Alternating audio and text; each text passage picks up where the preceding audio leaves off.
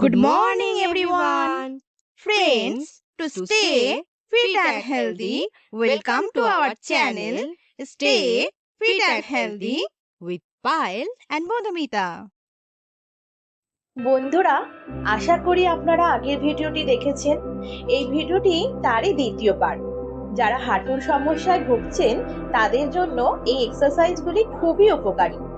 তাহলে চলুন সময় নষ্ট না করে ভিডিওটি শুরু করা যাক। Exercise number 3।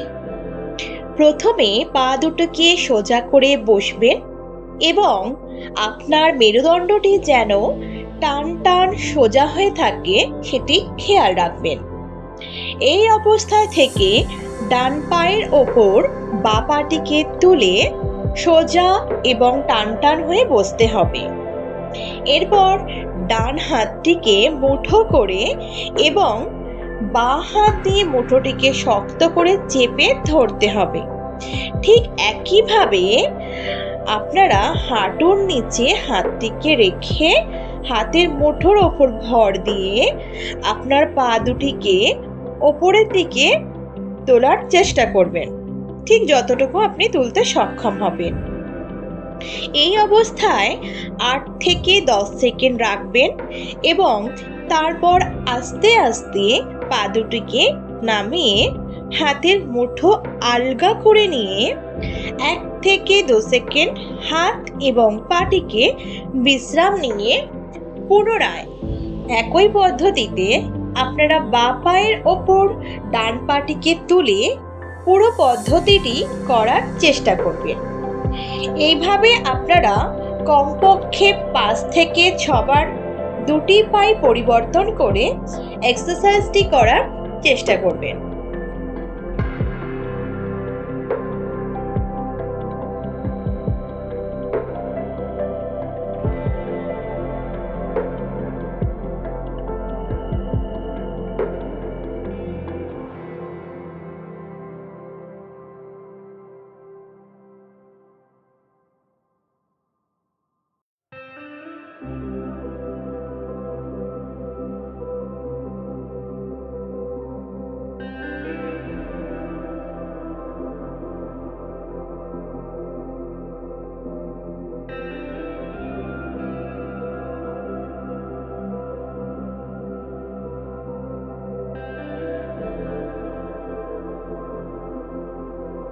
Exercise number 4।